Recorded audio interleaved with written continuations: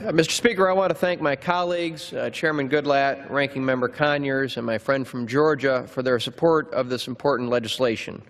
I also want to thank the other members and the staff who have helped shape this bipartisan bill. The American people are frustrated with their government.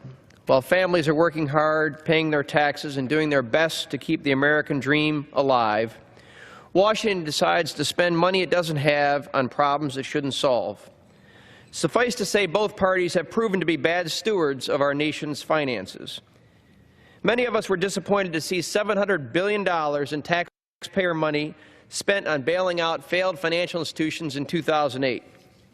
The American people should not be on the hook for the failures of bad business practices. The American people entrust us with their tax dollars, and Washington used the money to bail out banks. We cannot let this happen again. The legislation we are considering today is aimed at protecting American taxpayers and reducing the risk of another taxpayer-funded bailout. The Financial Institutions Bankruptcy Act protects taxpayers by reforming the process of how failing banks go through bankruptcy proceedings.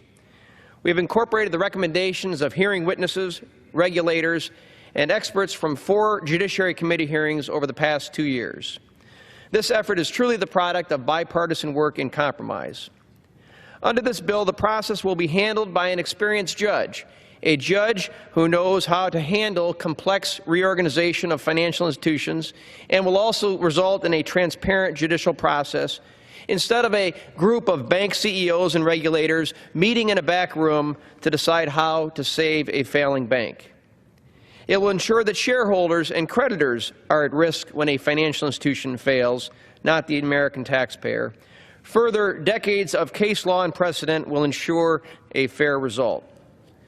This bill is the kind of common-sense legislation that I believe offers important solutions, protects the American people, and is deserving of strong bipartisan support.